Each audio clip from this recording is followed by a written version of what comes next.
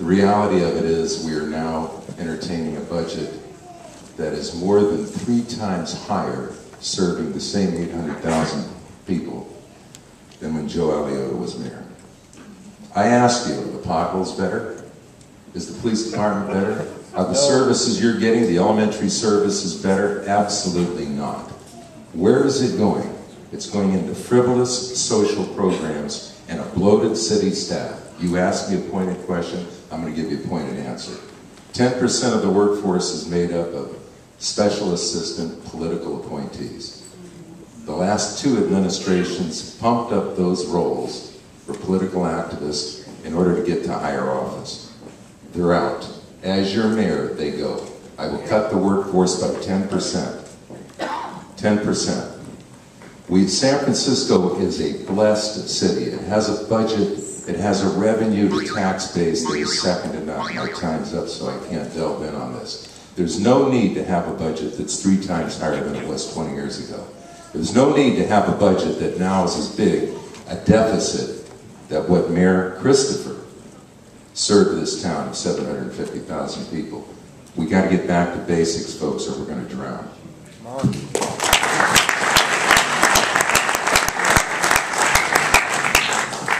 Well, one thing I will not do is to give top administrators golden parachutes of $400,000, $500,000. That's what I'm not going to do, ever.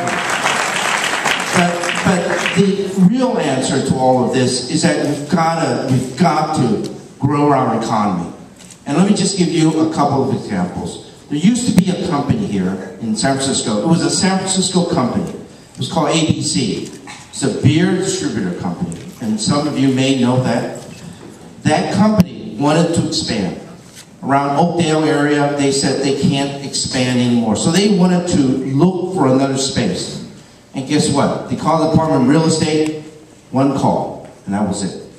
They called South San Francisco, and all of a sudden, it was as if South San Francisco was their long-lost cousin.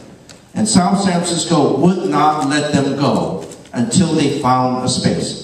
That San Francisco company now is in South San Francisco. And that is what is wrong. We have got to find ways to grow our economy, bring businesses into San Francisco. Those individuals that want to expand, we've got to help them expand. If you then expand that base, that economic base, then you're going to be able to take care of a lot of the needs that we're talking about. Yeah, we're going to have to make some cuts. Yeah, we're going to have to raise revenues and so on. But those 2 solutions will not be enough to deal with the demands that are on us right now. And the demands are going to be greater because the state is going to be even putting greater demands on local government.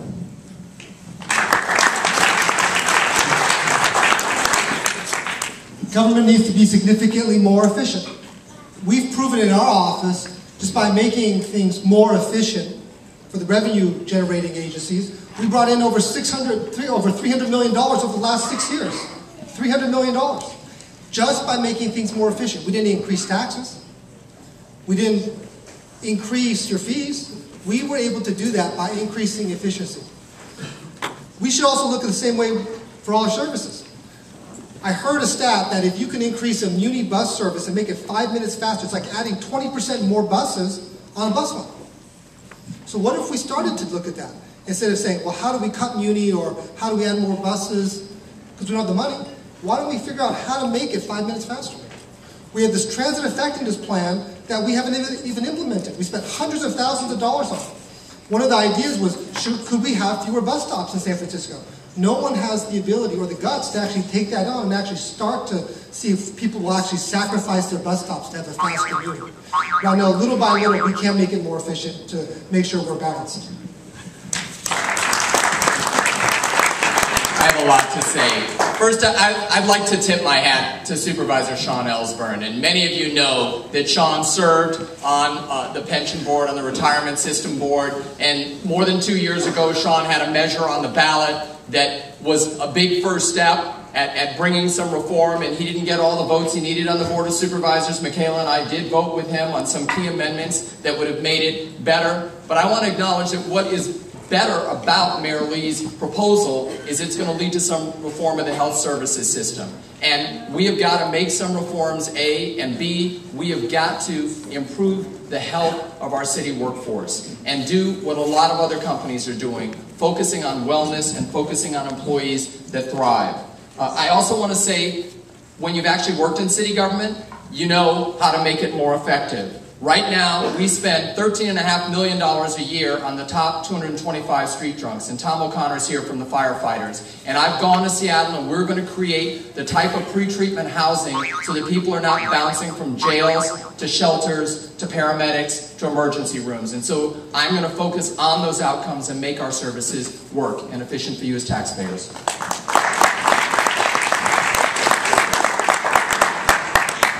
As has been mentioned, San Francisco has one of the largest bureaucracies in the country.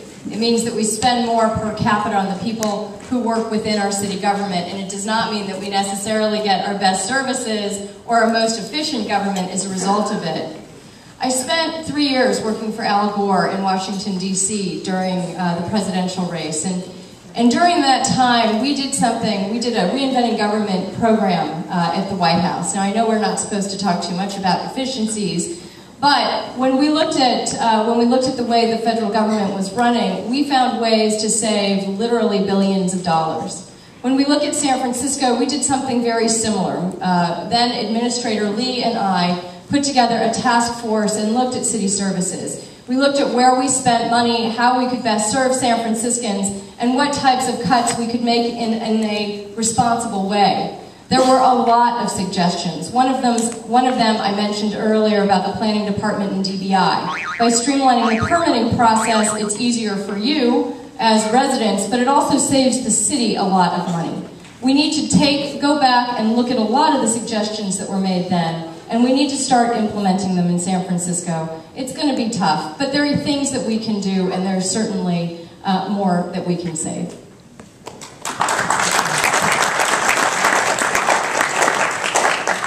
First, I agree with Leland about the need to expand our economy, and that's why my call to reform the city's business payroll tax is so important. The more businesses that we can attract, the more we're going to increase our tax base.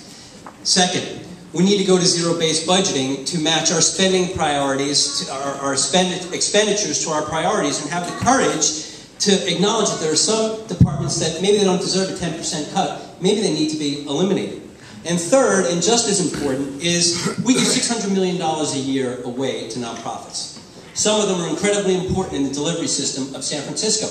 But it's tough these days, and that's why in 2009, I crafted a report, which is on my website, which I did with the former head of Department of Public Health, Sandra Hernandez, where we identified tens of millions of dollars of savings that we could accrue by outsourcing services, merging backroom functions, encouraging new strategic planning and different revenue streams without impacting the core services that were delivered by those nonprofits that are vital to the city's delivery system. But we have to have the courage to acknowledge that we can be better customers and they can be better providers and hold them accountable too.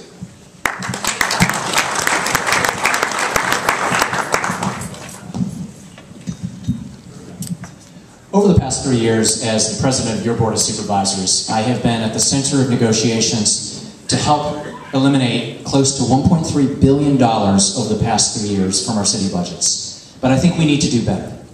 When you ask why is it that job creation is so difficult in San Francisco, we need to look at the 15 different city departments that are regulating the business sector. We need to look at the 14 city departments that are providing workforce development programs.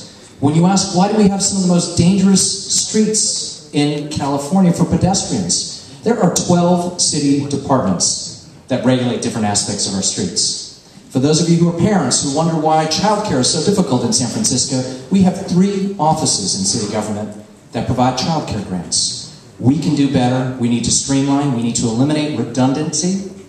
And I also want to mention one thing around pension reform. I was proud to work with Supervisor Sean Ellsworth for 4 months earlier this year and Mayor Ed Lee to ask you, our voters, to hopefully approve in November a pension reform measure that will save us up to $1 billion over the next 10 years.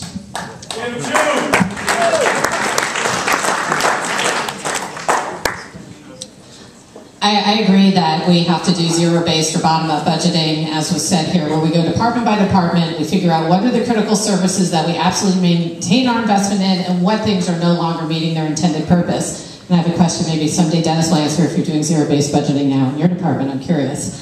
The mayor also has to set up a system of accountability and transparency for each department head that encourages each department head to continue to optimize, and also rewards departments that reduce spending.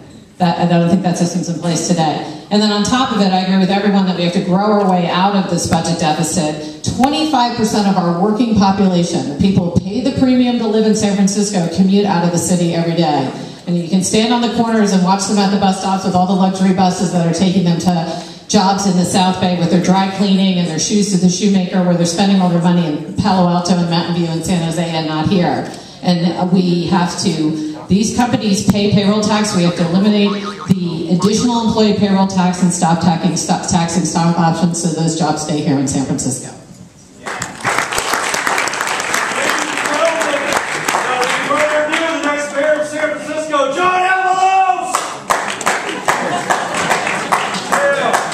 Someone hire that man. Over